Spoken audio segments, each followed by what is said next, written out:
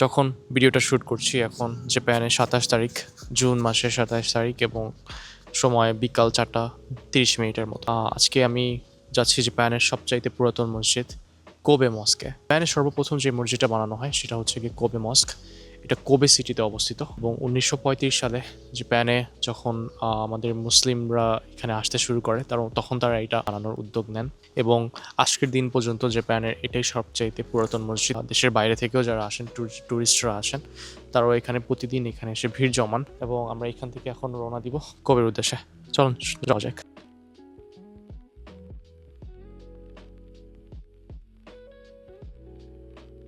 So finally আমি স্টেশনে পৌঁছে গেছি, বাট প্রবলেমটা হচ্ছে আমার যে আইসি কার্ড আছে যেটা আমি পাঞ্চ করে আমি ট্রেনে উঠবো সেটার ব্যালেন্স একদমই নেই। ফার্স্টে আমার ব্যালেন্স রিচার্জ করতে হবে।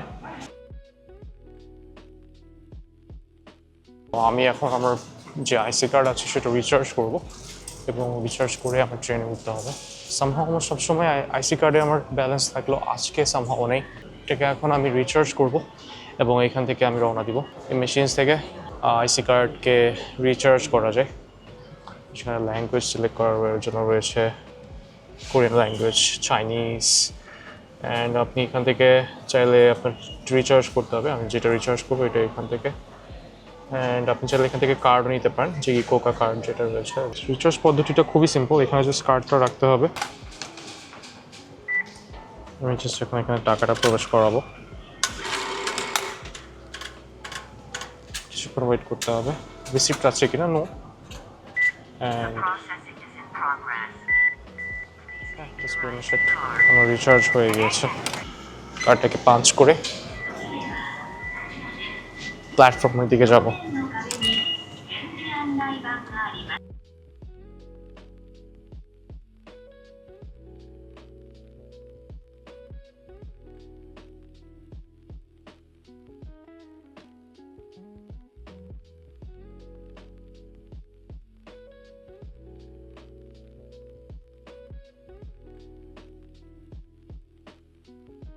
তো আমি এখানে একটা গেম হাউসের ভিতরে চলে এসেছি। খুবই ক্লাউড একটা জায়গা, বাট এখানে খুব এক্সাইটিং কিছু গেমস রয়েছে যেগুলো আপনি এখান থেকে পয়েন্ট ইনসার্ট করিয়ে আপনি খেলতে পারেন। এটাকে জাস্ট কন্ট্রোলারের মাধ্যমে কন্ট্রোল করার মাধ্যমে আপনি সেটাকে পিক করার চেষ্টা করবেন। যদি আপনি সেটাকে পিক করতে পারেন সাকসেসফুলি, এটাকে আপনি বাসায় নিয়ে যেতে পারেন।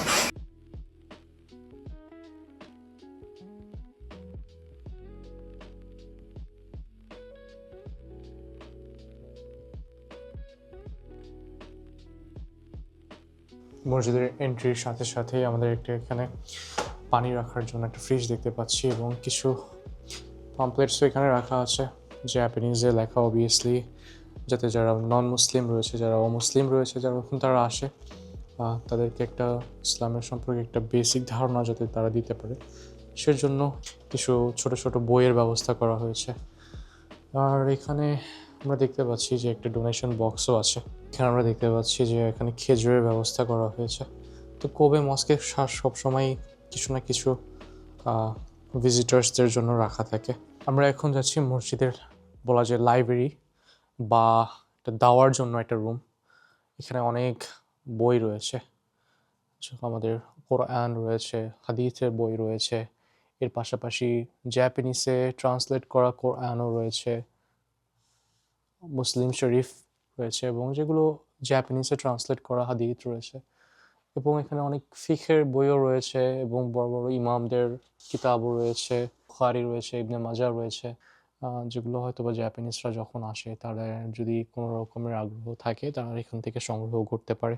এর পাশাপাশি এখানে কিছু ছোট বুকলেটসও রয়েছে কিভাবে সালাত আদায় করতে হয়। সালাত আদায় করার পাশাপাশি এখানে বিভিন্ন রকমের ছোট ছোট বই রয়েছে যেগুলো যত কোনো মুসলিমরা আসে তারাও যাতে সময় পেলে পড়তে পারে, এই টাইপের বইও এখানে রয়েছে। এই মসজিদের অবভিয়াসলি এখানে মেইন হল না যেখানে আমরা নামাজ পড়ি, কিন্তু এই জায়গাটাতে অনেক সময় দেখা যায় যে যারা নন মুসলিম আসে তাদেরকে এইখানে বসেই ইসলাম সম্পর্কে তাদেরকে একটা ব্রিফিং করা হয়। যখন নন মুসলিমসরা আসে তাদেরকে এখানে আপ্যায়ন করা হয় এবং এখানেই তাদেরকে দাওয়াতের ব্যবস্থা করা হয়। রমাদান মাস যখন আসে এখানে আমরা বসে ইফতারি করি। একটা বড় একটা হল, এখানে দুই পাশে আমাদেরকে বসানোর ব্যবস্থা করা হয় এবং আমরা এখানে সবাই মিলে একসাথে ইফতার করি। মুসলিম, নন মুসলিম যারাই এখানে আসে তাদের সবাইকে এখানে ইফতারের ব্যবস্থা করা হয় আলহামদুলিল্লাহ। যখন ২য় বিশ্বযুদ্ধের সময় এখানে বম্বিং করা হয় আমেরিকার পক্ষ থেকে, সবকিছু এখানে ভেঙে গেলেও আল্লাহ সুবহানাহু ওয়া তাআলা এই মসজিদটাকে রক্ষা করেন। এবং ১৯৯৫ সালে যখন একটা বিশাল আর্থকুইক হয়, একটা ভূমিকম্প হয় জাপানে, তখনও আল্লাহ সুবহানাহু ওয়া তাআলা এই মসজিদটাকে রক্ষা করেছেন। আশেপাশের বিল্ডিংয়ের অনেক ক্ষয়ক্ষতি হলেও আল্লাহ সুবহানাহু ওয়া তাআলা এই বিল্ডিংটাকে রক্ষা করেছেন। এবং আমরা মেইন হলের দিকে। এরপরে আমরা মসজিদের আরও অংশগুলোকে আমরা ঘুরে ঘুরে দেখব। কোবে মস্ক, এটা শুধু একটা মসজিদই নয়, ১৯৩৫ সালে তৈরি জাপানের প্রথম মসজিদ। দ্য রাইজিং সান এর বুকে প্রথম ইসলামের ঘর। এই মসজিদ তৈরি হয়েছিল মুসলিম ব্যবসায়ী, তুর্কি, তাতার, শরণার্থী, মিশরীয়, সিরিয়ান বিভিন্ন দেশের মুসলিমদের চাঁদায়। তাদের বুকে একটি স্বপ্ন ছিল, জাপানে একটি মসজিদ হবে। ডিজাইন করেছিলেন একজন চেক আর্কিটেক্ট। তুর্কি ইসলামের স্টাইলের তৈরি, সাদা মার্বেলের দেয়াল, সোনালি লেখা আর আম্বার রঙের জানালা। এটা জাপানে থেকেও মনে হয় আমরা কোনো একটি ইসলামিক রাষ্ট্রে আসি।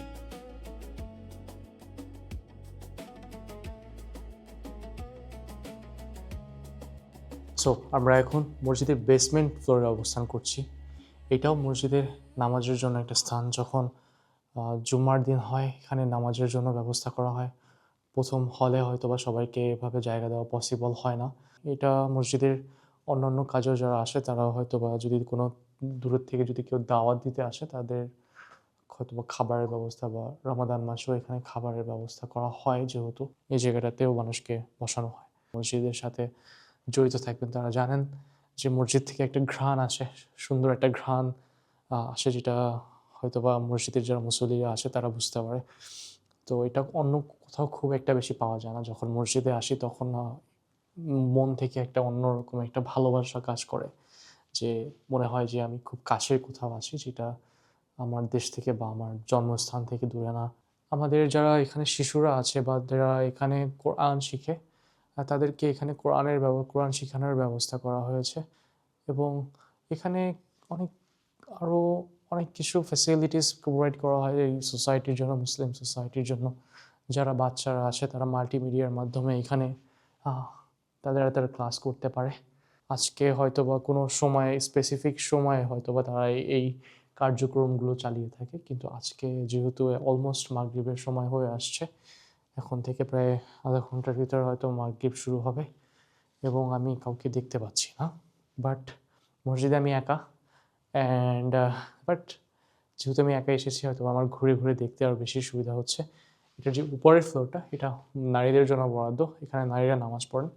এবং এটার নিচের ফ্লোরটা এবং এটার যে মেইন হল রয়েছে, যেখান থেকে ইকামত করা হয়, যেখান থেকে আমরা কিবলামুখী হয়ে সালাত আদায় করি, হচ্ছে কি মুসলিম যে পুরুষ রয়েছে তাদের জন্য বরাদ্দ। মসজিদে যেই অজুখানাতে রয়েছে, আমি অজুখানাতে রয়েছি এবং এটাকে আগের থেকে অনেক বেশি বড় করা হয়েছে এবং অনেক সুন্দর করে বানানো হয়েছে।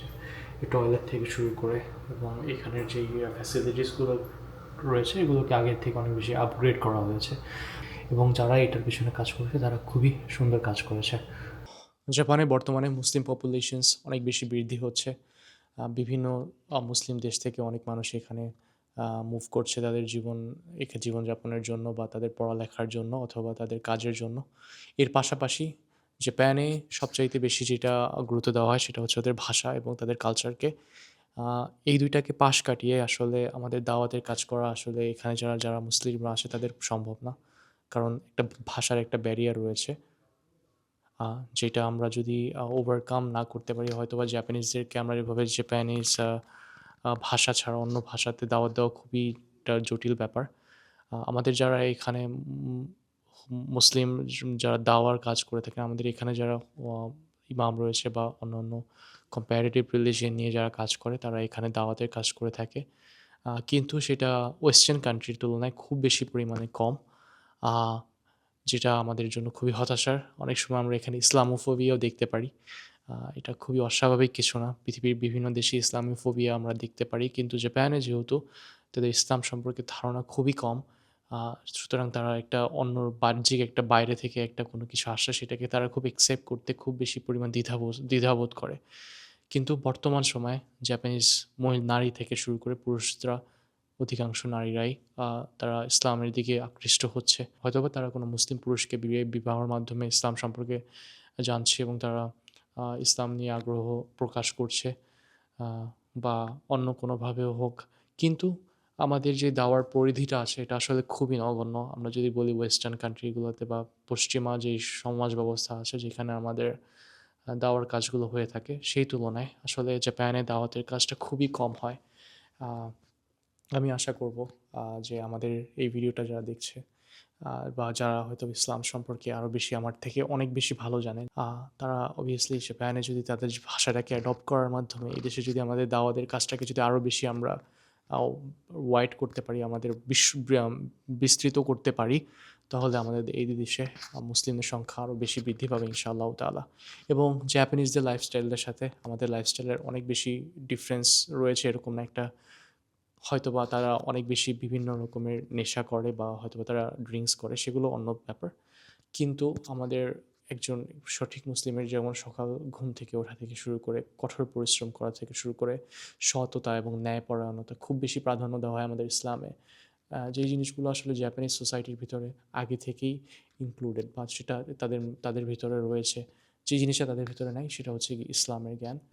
বর্তমানে জাপানের বিভিন্ন জায়গাতে মসজিদের যে নতুন কাজগুলো হচ্ছে সেগুলো নিয়ে লোকাল জাপানিজদের মধ্যেও খুব বেশি ক্ষুব্ধ প্রতিক্রিয়া দেখা যাচ্ছে, যেটা খুবই হতাশাজনক। এবং আমরা যখন দেখি যে জাপানিজ কোনো র্যালি হয় যেটা ইসলামোফোবিয়া নিয়ে বা ইসলামের বিরুদ্ধে, সেটার ভিতরে আমরা অনেক বেশি বাজে কমেন্টও দেখতে পারি যেটা সোশ্যাল মিডিয়ার মাধ্যমে ছড়ানো হয় এবং অনেক মিথ্যা তথ্য না বুঝে হোক বা না বুঝে হোক তারা ছড়িয়ে থাকেন।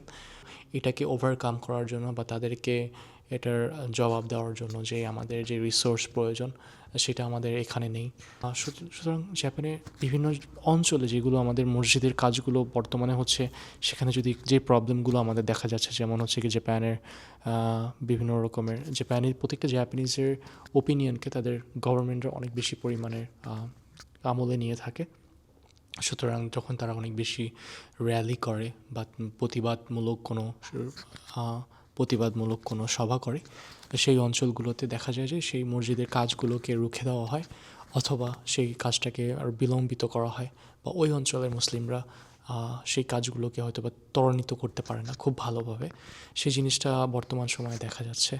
এবং জাপানিজের যে মেইন স্ট্রিম যে মিডিয়াগুলো রয়েছে তাদের ইসলাম সম্পর্কে আইডিয়াটা খুবই কম। তারা যে ইনফরমেশনসগুলো দিয়ে থাকে ইসলামের উৎপত্তি থেকে শুরু করে ইসলাম সম্পর্কে যে টেররিজম নিয়ে একটা যে ভুল ধারণা আছে যে ইসলামের একটা অংশ টেররিজমের দিকে চলে গিয়েছে, সেটা আলাদা কথা। তারা হয়তো বা র্যাডিক্যাল ইসলাম যেটা চর্চা করে বা খাওয়ারিজ যারা আছে, তারা সেটার সাথে আমাদের যারা মেইন স্ট্রিম মুসলিমসরা আছে তাদের সাথেও মিলিয়ে ফেলে অনেক সময়। এবং তারা জানে না যে মুসলিমসদের ভিতরে যে কী দিনের যে কী ফান্ডামেন্টালস রয়েছে, তারা হয়তো বা সেই জিনিসগুলোকে ভালোভাবে উপস্থাপনও করতে পারে না। সুতরাং জাপানিজরা খুবই হার্ড ওয়ার্কিং হওয়ার কারণে, খুব বিজি হওয়ার কারণে অনেক সময় হয়তো বা তারা নিজে থেকেও সেভাবে রিসার্চ করতে পারে না। এবং আমি যেটা বললাম ল্যাঙ্গুয়েজ ব্যারিয়ার, এটা অনেক বড় ব্যাপার। ইংরেজিতে হয়তো বা অনেক বেশি রিসোর্সেস রয়েছে যেটা হয়তো বা জাপানিজরা সেই পর্যন্ত যেতে পারে না তাদের ল্যাঙ্গুয়েজ ব্যারিয়ারের কারণে। সুতরাং আমরা যে কবি মস্কে আমি আপাতত অবস্থান করছি সেখানের ইমাম হচ্ছেন একজন মুসলিম। সে প্রায় 13 বছর আগে ইসলাম গ্রহণ করে। সে এথিস্ট ছিলেন, একজন নাস্তিক ছিলেন সেই সময়।